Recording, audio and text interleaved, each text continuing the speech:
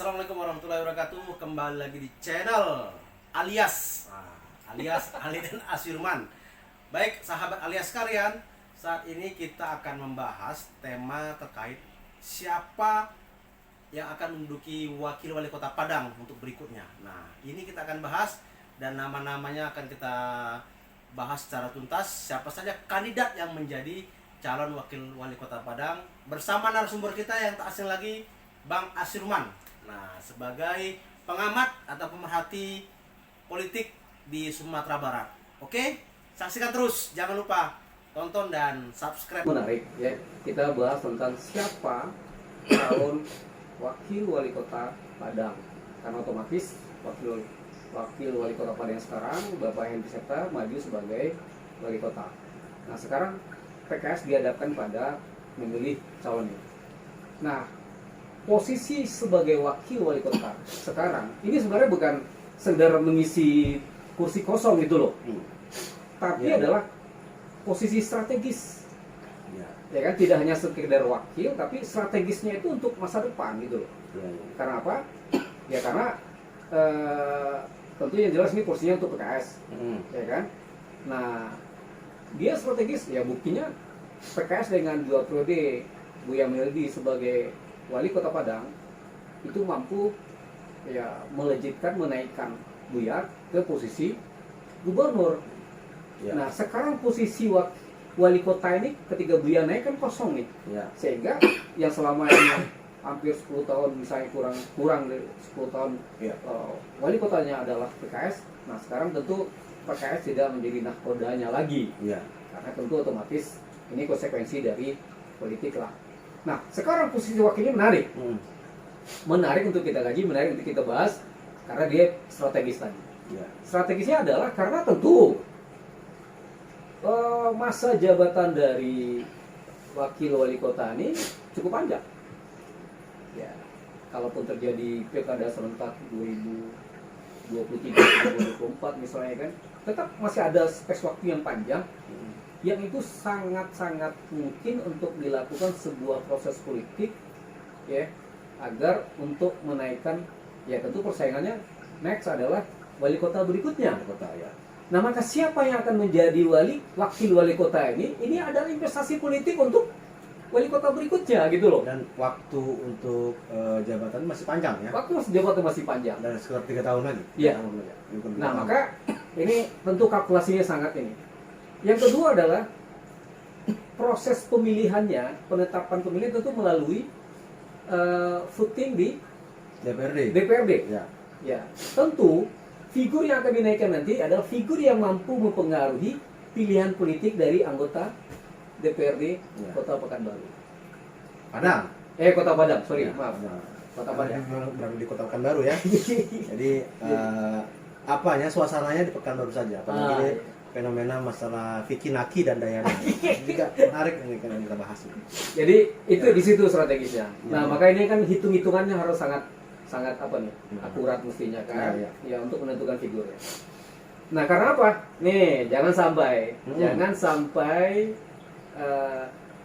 peristiwa PKS di pemilihan wakil gubernur di DKI terulang di pemilihan wakil wali kota di Kota Padang, kalah di voting. Nah, karena begini, karena yang diajukan calon kan 2 orang.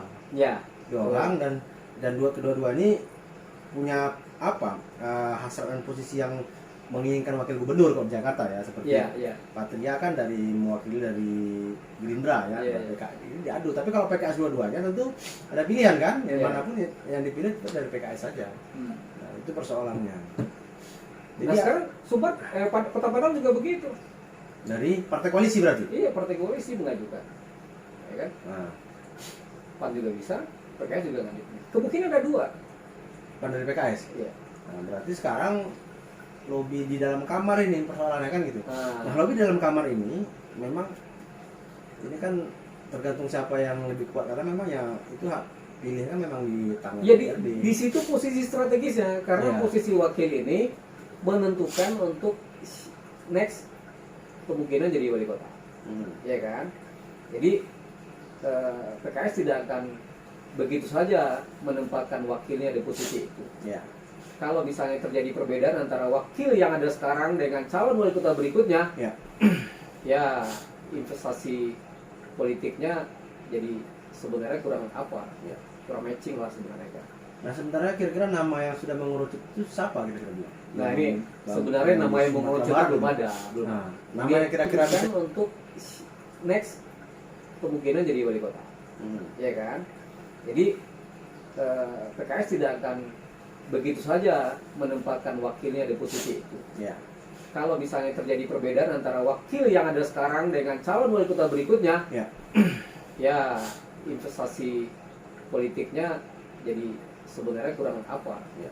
kurang matching lah sebenarnya kan. Nah sebenarnya kira-kira nama yang sudah mengerucut itu siapa kira-kira? Nah ini sebenarnya nama yang mengerucut belum ada, belum. Nah, nama yang kira-kira bisa dipastikan memang lebih apa?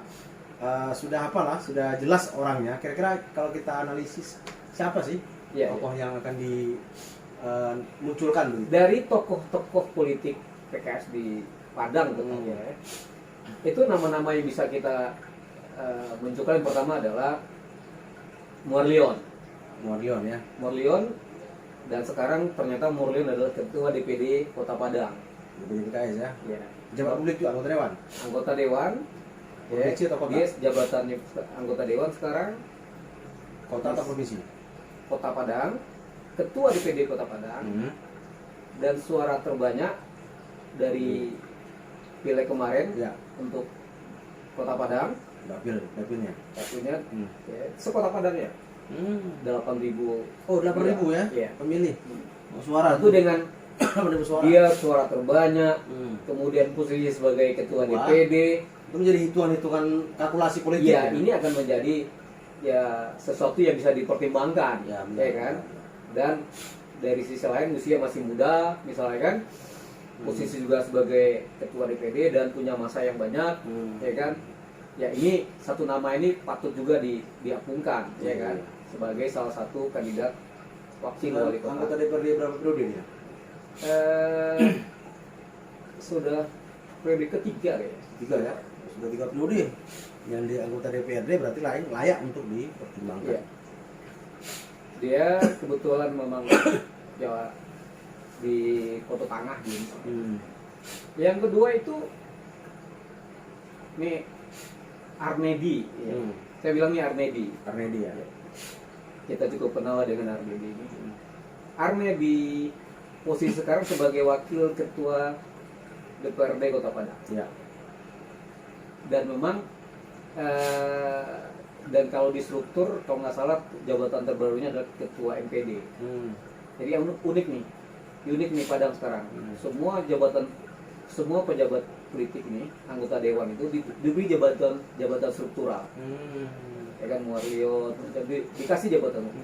Termasuk sekretaris DPD-nya kan juga anggota dewan. Iya. Jadi anggota dewan dia juga Jadi, struktur. budaya organisasi politik PKS sudah berubah. Kalau dulu Berubah, kan berubah. pejabat publik tidak boleh mengurusi Betul. struktural ya. Sekarang Iya. sudah merangkap jabatan Nah. struktural dan juga publik gitu. Ya kalau dulu ada kesan misalnya DPD itu memantau kerjanya Alex misalnya. Kalau sekarang Alex sudah dia juga struktural gitu kan.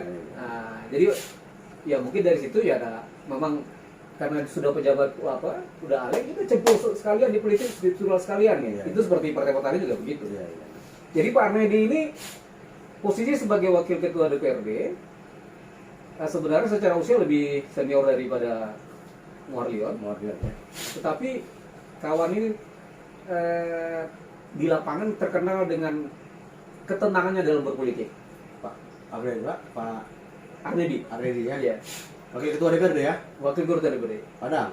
Padang. Kota Padang. Berarti kota Padang pemenang bukan PKS. Gerindra kalau nggak salah. Gerindra ya. Oh, berarti wali kota kita juga mencerminkan. Ya, jadi sehingga ya tentu saja dia salah satu kandidat di internal PKS yang sebenarnya mungkin untuk kita munculkan sebagai calon wakil wali kota. Arnedi dan Morlion, Arnedi. Nah sebenarnya ada satu lagi nih. Nah, Satu lagi tapi ini. tidak kandidat yang kuat yang Morlion dan Iya. Kalau Morlion Arnedi. nilai plusnya kan tadi di pemilih paling banyak nih, Suara. suara paling banyak. Arlebi di kepiawannya berpolitik. Satu lagi Jabatan sebagai sekretaris. eh Sekretaris. sekarang ketua MPD. MPD ya, MPD ya. Satu lagi saya dengar yang mungkin juga adalah lebih senior lagi Pak Muhidi. Muhidi ya. Nah, Pak Muhidi ini mungkin lebih senior lagi daripada secara usia ya, tetapi secara Pak Muhidi ini Dia anggota DPRD juga ya. mantan, ya dia anggota DPRD juga sekarang. Dan lebih inilah jam terbang sebagai wakil rakyatnya juga lebih tinggi. Nah, kita belum ada nih media yang mencoba membahas, Iya, iya, iya. ya, baik di internal ya, baik di apa diskusi-diskusi, ya kan, yang akan melihat siapa sih kandidat yang lain. Iya, iya. Jadi saya pikir publik juga boleh beri masukan, kayak gitu. Iya. Termasuk kita bahas ini bagian dari kita merasa ini sangat penting untuk kita bahas, Betul. kayak gitu. Jadi ini sebagai informasi saja ya, informasi bagi kita semua khususnya warga Kota Padang ya, agar ya bisa mengetahui sebenarnya siapa sih sosok kandidat yang akan menjadi wakil wali kota pengganti antar waktu Buya Mahyaldi sebagai gubernur terpilih ya. Nah ini juga tentunya dari partai pengusung harus mempertimbangkan semua aspek tadi ya, aspek dari sumber daya tadi, nilai plus minusnya, dari mulai dia ketokohan ya politiknya, kemudian bagaimana di masyarakat, suaranya dan sebagainya, pengurus di struktural, itu menjadi pertimbangan di mungkin di partai politik internal mereka sendiri, di PKS tentunya, dan juga mungkin ada hal-hal yang lain ya yang menjadi pertimbangan bahwa ini layak untuk didudukan menjadi wakil wali kota. Tapi ada suara, Ya. ada juga sebenarnya di antara tiga anggota dewan tadi. Kalau pembicaraan di kedai kopi, siapa kira-kira yang menguat? Di kedai kopi Hmm. ya ada suara-suara yang muncul juga. Dan saya nggak berani sebut nama, Iya, iya, iya. tapi saya berani sebut inisial. Iya, iya, iya. AS ya? Hah? AS bukan? AA. AA ya? AA. AA ya? AA. AA nih Agia. Jadi kenapa saya bilang ini? Hmm. Ya orang ini kita perhatikan dalam beberapa AA ini pejabat publik juga? struktural. Struktural ya? Ya.